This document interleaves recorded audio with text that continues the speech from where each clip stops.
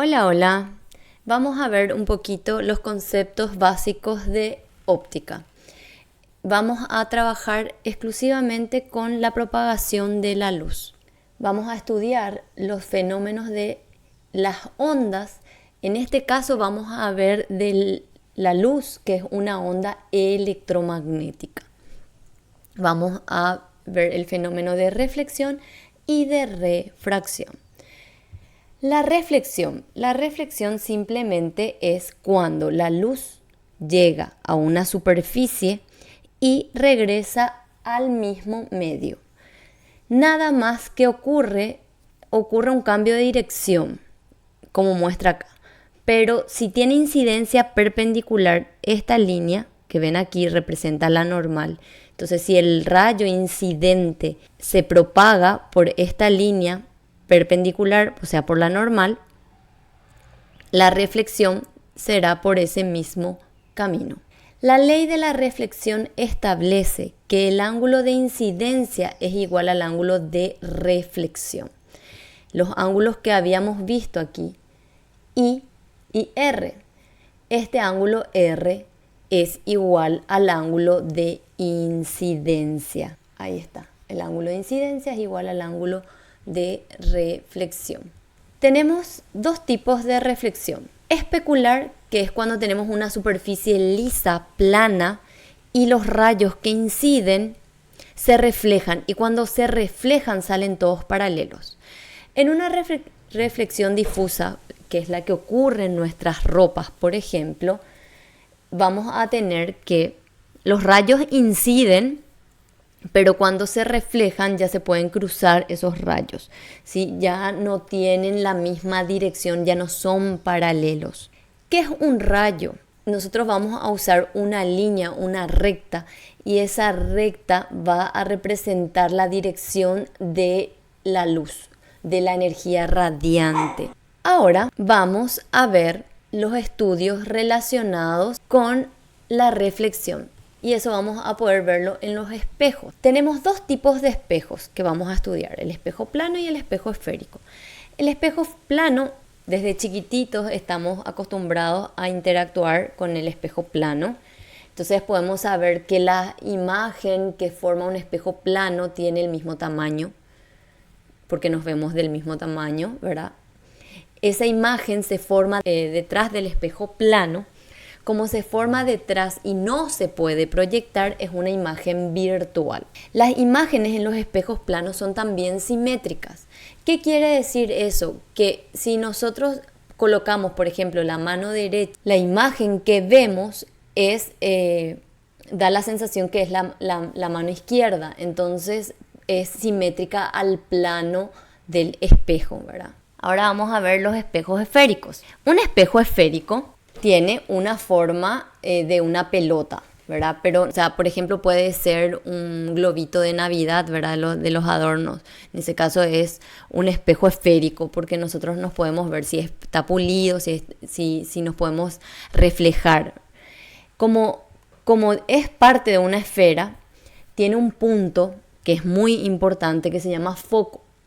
Y este foco siempre es la mitad del radio. Podemos ver el diagrama de un espejo esférico, ¿sí? Fíjense que aquí está el punto focal, este es el centro de esta esfera. Los rayos inciden, acá muestra que los rayos inciden todos paralelos. Fíjense también que sobre esta línea que se llama eje principal, el rayo incidente y el rayo reflejado están en la misma dirección. Aquí en cada punto de incidencia vamos a tener la normal, ¿sí? Vamos a tener aquí la normal, entonces el ángulo de incidencia y el ángulo de reflexión va a ser igual, pero para cada punto, ¿sí? Para cada punto.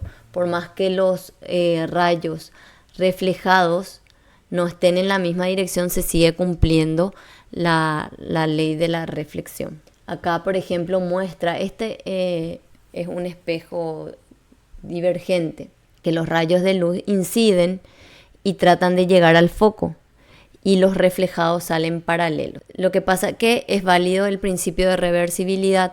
Acá fíjense que el rayo incidente estaba en un sentido y los reflejados son los que van en las direcciones que ustedes ven acá, en distintas direcciones.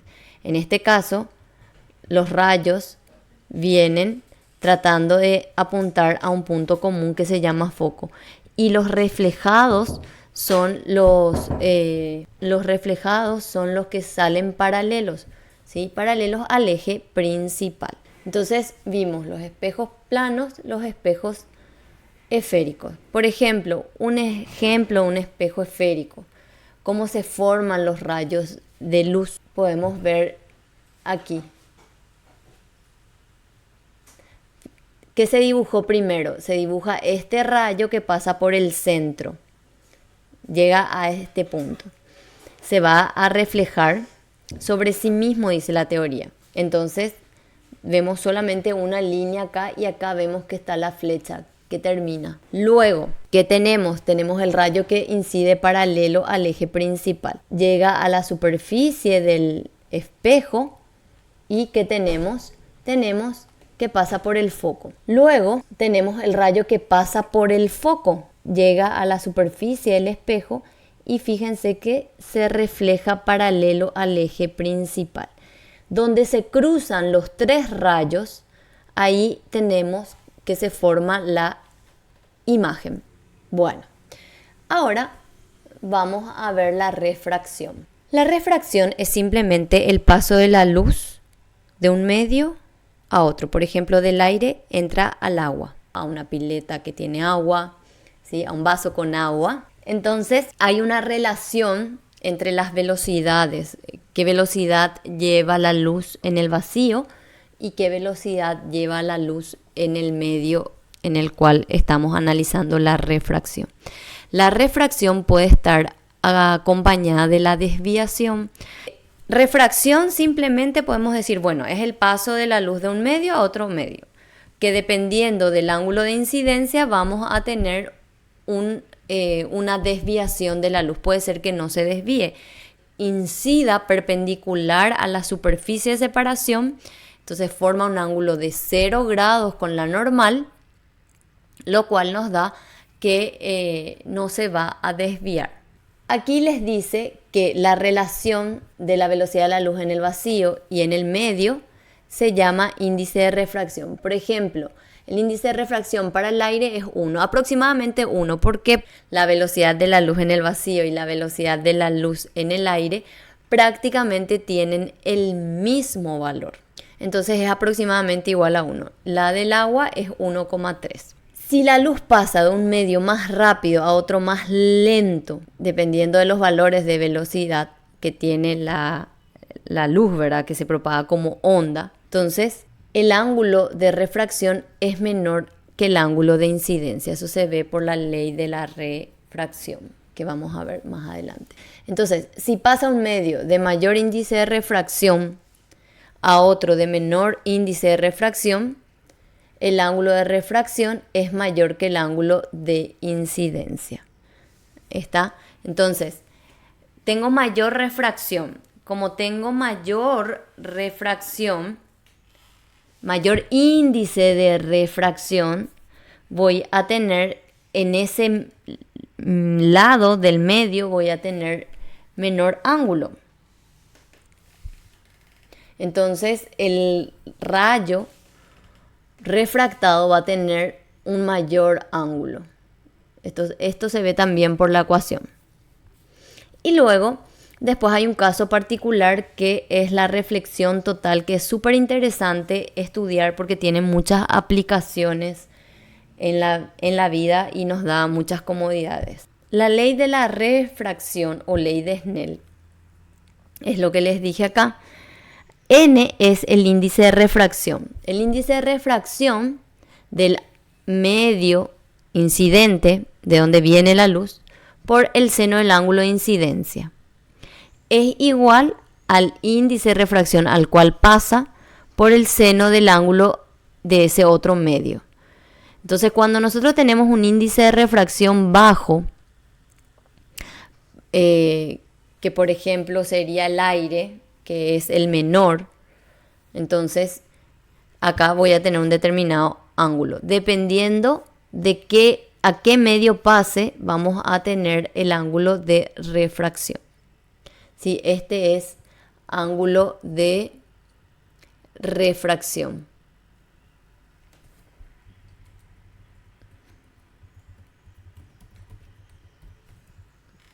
La reflexión interna, la luz pasa de un medio más refringente a uno menos refringente.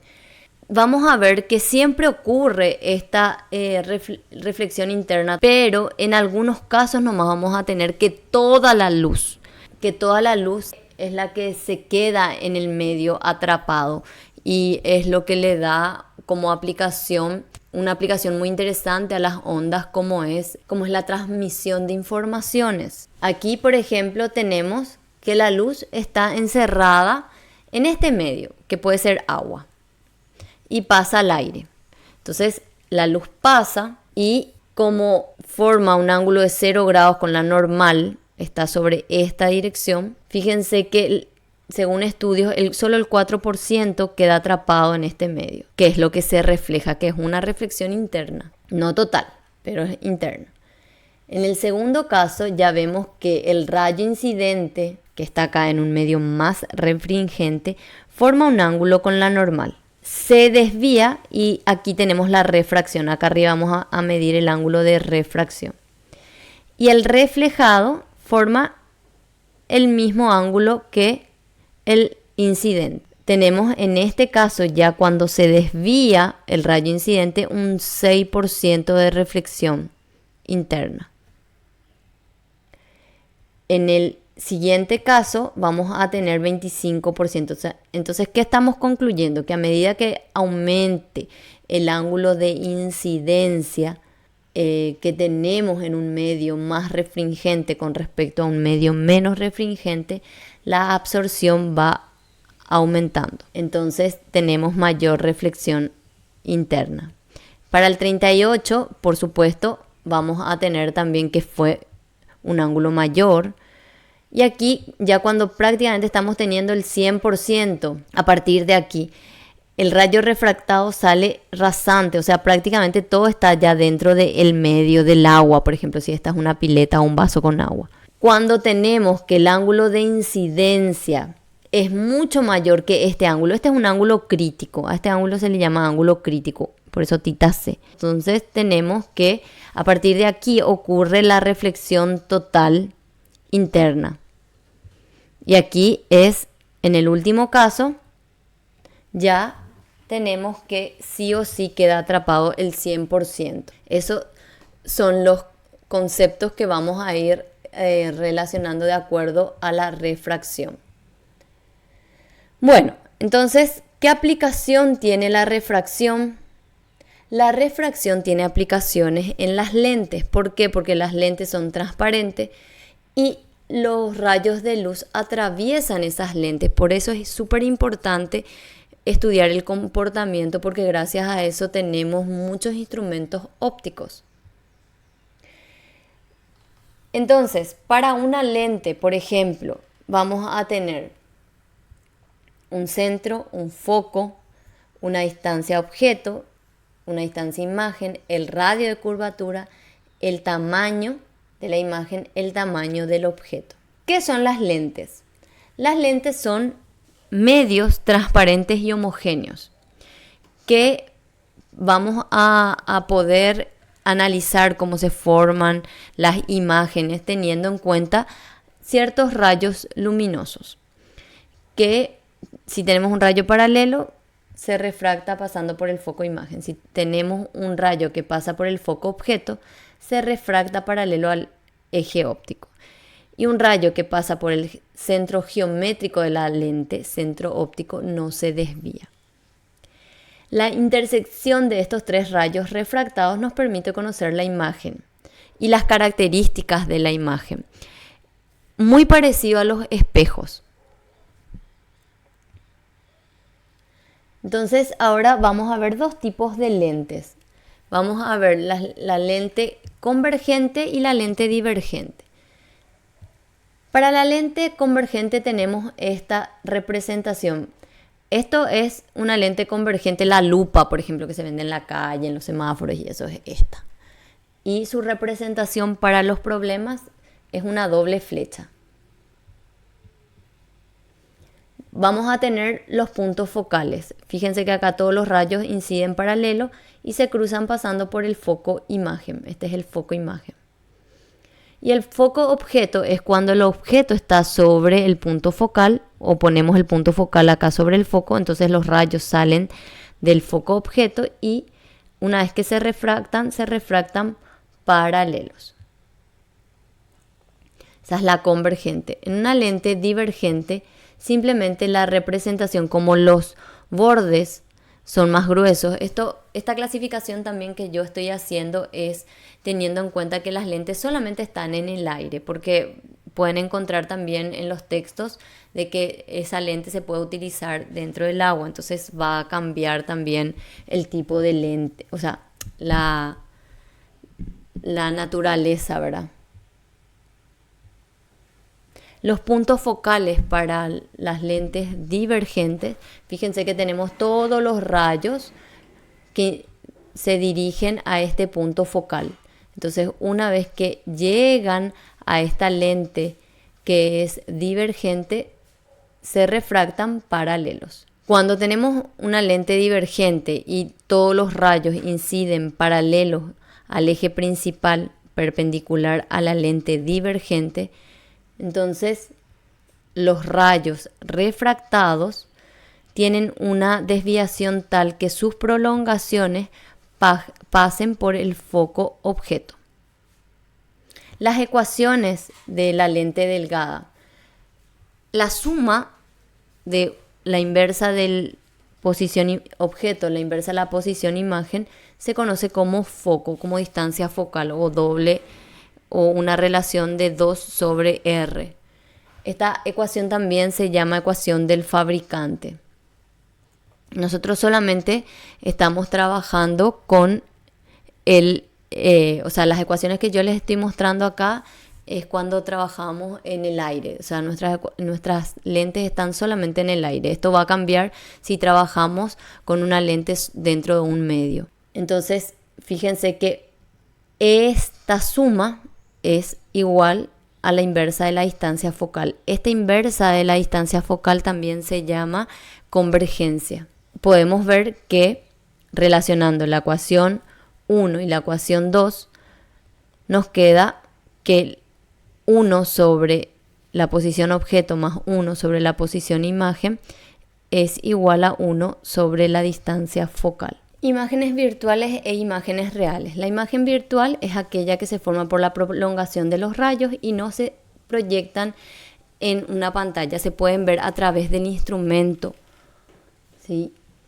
Por ejemplo, a través del espejo, a través de la lente. Las imágenes reales se forman por los rayos refractados y si estamos trabajando con espejos, por los rayos reflejados.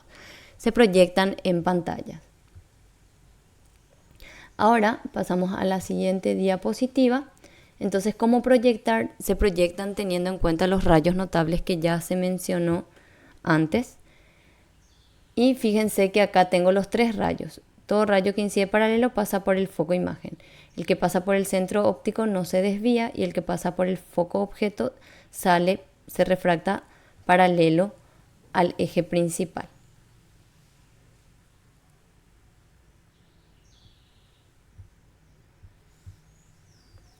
Aumento. ¿Qué es el aumento? El aumento es el cociente entre la altura de la imagen y la altura del objeto. Podemos también trabajar con las distancias, distancia imagen sobre distancia objeto, dependiendo de los datos. ¿Sí? Dependiendo de los datos. Muchas gracias.